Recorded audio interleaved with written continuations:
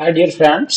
आज मैं आपको हम मिंत्रा का पेमेंट रिकंसिलिएशन कैसे करते हैं एक्सेल में, आज हम आपको इस वीडियो के रिगार्डिंग हम आपको बताएंगे। बहुत सारे लोगों का कमेंट्स आया था जो हम मिंत्रा का पेमेंट रिकंसिलिएशन कैसे करते हैं, आप मुझे स्टेप बाय स्टेप बताइए।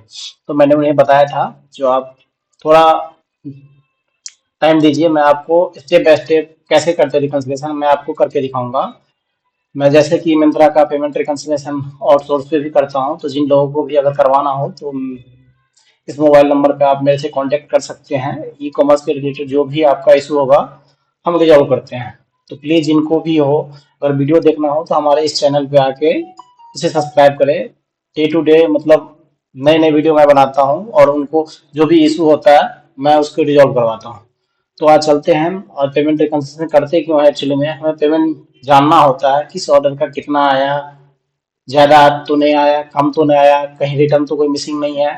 इस चीज़ वगैरह वगैरह कई सारे मिस्टेक होते हैं जो मिंत्रा कई बार रॉन्ग रिटर्न भी भेज देता है, उसका क्लेम हमें मिला या नहीं मिला। कई बार एसपीएफ क्लेम भी करना होता है, वो मुझे चेक करना होता है। कई बार टीसीएस टीडीएस वगैरह का बहुत सारे रिफंड हमें लेने होते हैं मिंत्रा से, वो मुझे मिला नहीं मिला। इस रिकंसिलिएशन के अंदर बहुत सारे ऐसे पार्ट हैं जो हमें पता नहीं होता है, बट हम रिकंसाइल करते तो मुझे पता चलता है जो इसने हमें ज्यादा काट लिया, क्या कर दिया, नहीं कर दिया, बहुत सारे वगैरह वगैरह क्वेश्चन होता है। हम सारे क्वेश्चन को इस वीडियो के अंदर सारे हमने इसको इन्वॉल्व कर रखा है।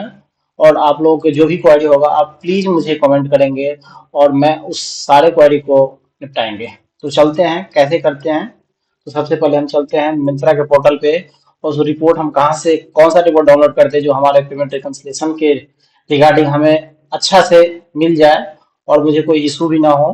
सबसे पहले हम करते क्या है, पेमेंट के टैब में जाते हैं और वहां से हम मंथली रिपोर्ट जाते हैं। मंथली रिपोर्ट के अंदर सपोज हमें सितंबर मंथ का पेमेंट रिकंसाइल करना है, तो हम जाते हैं। ये थोड़ा डिले हो रहा है।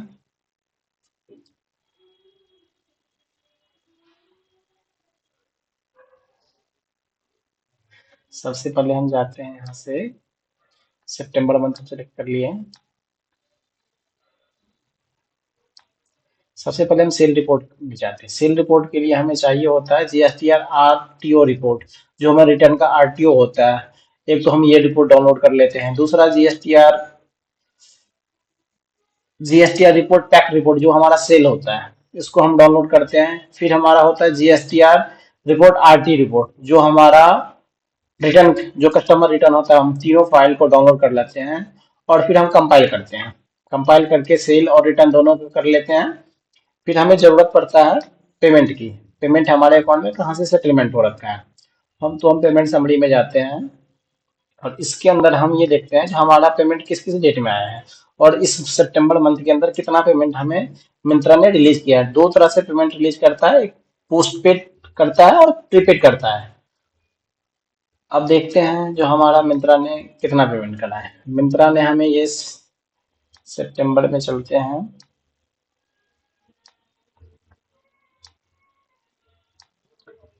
ये सितंबर में हमारा सारे पेमेंट आ रखे हैं और हम सारे इसको डाउनलोड कर लेते हैं। ये तो पोस्टपेड है, फिर प्रीपेड को हम डाउनलोड करेंगे। सारे हमने एक्सेल में ऑलरेडी पहले से डाउनलोड कर रखा है। अब हम चलते हैं एक्सेल शीट पे। एक्सेल शीट पे चलते हैं, फिर हम सेल और रिटर्न को हमने कंपाइल कर लिया है।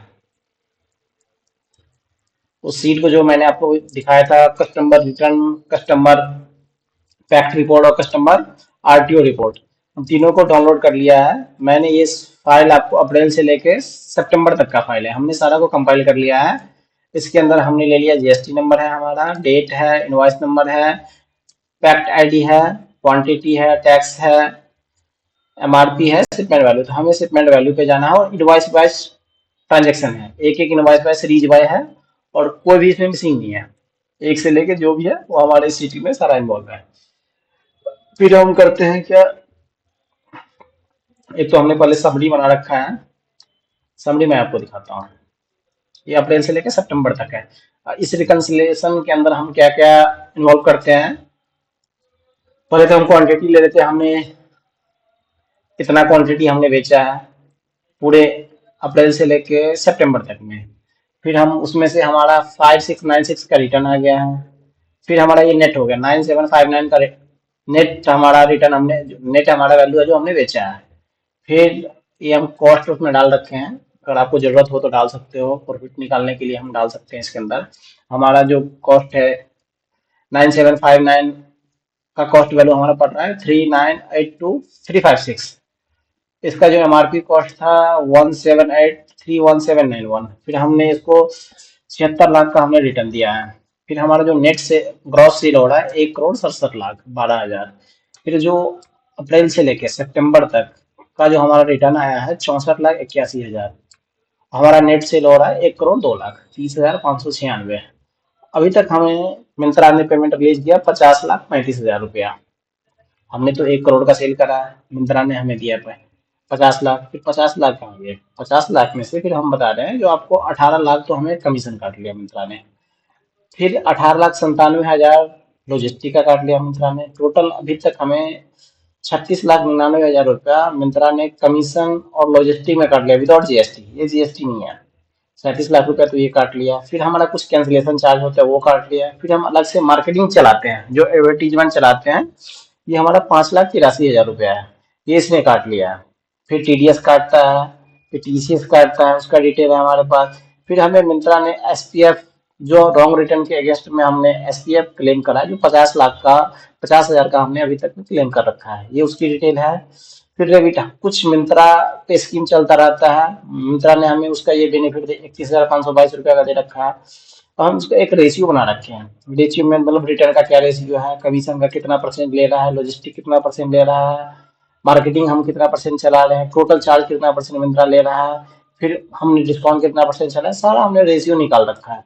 तो सबसे पहले हम देख रहे हैं रिटर्न का परसेंटेज हमारा क्या है। अप्रैल में मैं देखा तो 41% था, मई में 38% हो गया, फिर जून में भी 38% था, फिर जुलाई में 38%, अगस्त में 37% था, सितंबर में 38% है। तो ये एवरेज मिला के 39% हमारा रिटर्न का रेशियो है। फिर कमीशन है, कमीशन भी यही रेशियो है। स्टार्टिंग अप्रैल में इसलिए थोड़ा ज्यादा दिख रहा है क्योंकि हमारा ये मार्च का पैसा बहुत ज्यादा हमारा अप्रैल में आया था, इसलिए कमीशन का बिल जो था जो अप्रैल में थोड़ा ज्यादा दिख रहा था, इसलिए ये ज्यादा दिख रहा है।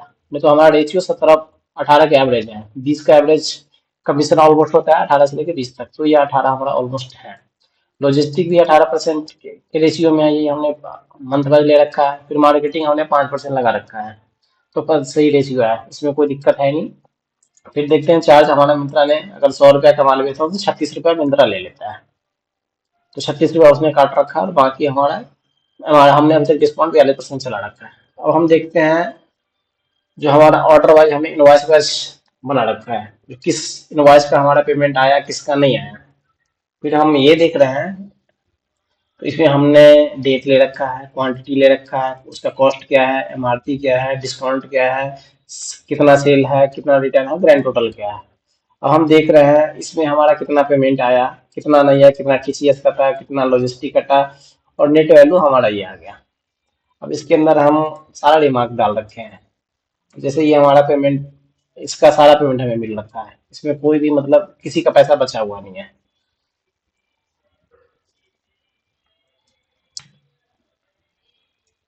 अब हमने 1 करोड़ 2 लाख, 1 लाख,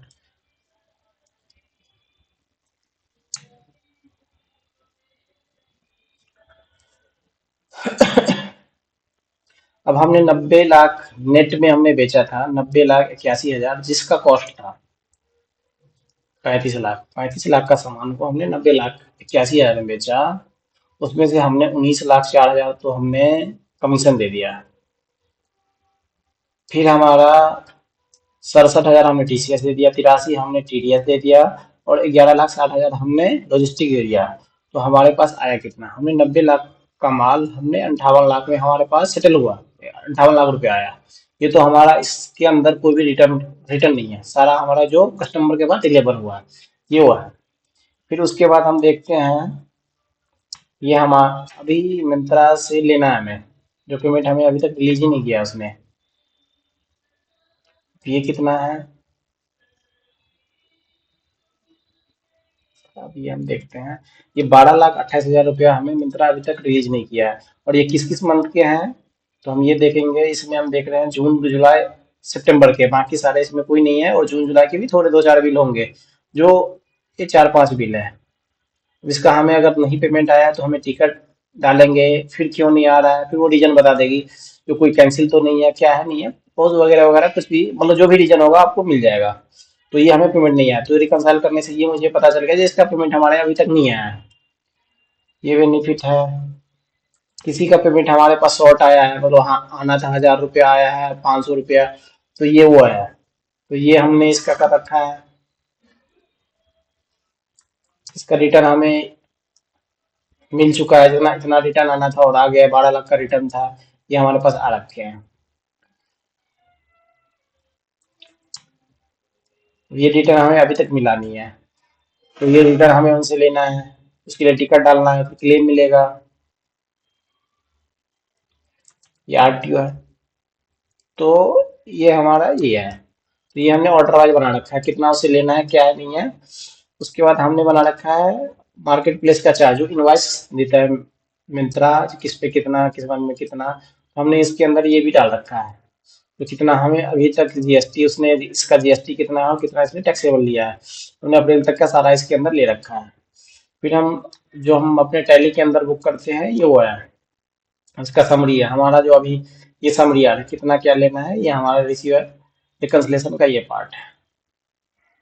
हमें ये लेना है, इतना इतना कितना, टीसीएस कितना है, टीडीएस कितना है, कमीशन पे टीडीएस इतना कट रखा है, इतना क्लेम करना है। तो हमने सारा इस समरी के अंदर हमने सारा वो कर रखा है, जो क्या क्या क्या मतलब हमने समरी बना रखा है, इसके अंदर कितना मिंत्रा से लेना है, कितना शॉर्ट है, कितना क्या है, इस समरी के रिगार्डिंग है। तो ऑलमोस्ट यही है हमारा। और इसके अंदर हमने सारा कुछ कर रखा है, और इसमें हम जो पेमेंट टैग कर रखे हैं, तो हमने पेमेंट सीट जो मैंने आपको दिखाया था कहाँ से डाउनलोड था, उसको हमने कंपाइल करके ये फाइल वहां से हमने टैग किया हुआ है। तो इतना हमारे अकाउंट में भी सेटल हो रखा है। तो अब इसके अकॉर्डिंग अगर आप लोगों को कुछ, अगर में कुछ दिक्कत हो, तो आप मुझे प्लीज कमेंट करिए और बताइए जो ये कैसे है। कुछ भी हो तो प्लीज मेरे से कांटेक्ट कीजिए, मैंने नंबर अटैच कर रखा हूँ। जिन लोगों को भी आप इसमें कोई दिक्कत हो, अगर करवाना हो, तो प्लीज मेरे से कांटेक्ट कर सकते हैं। Okay, thank you.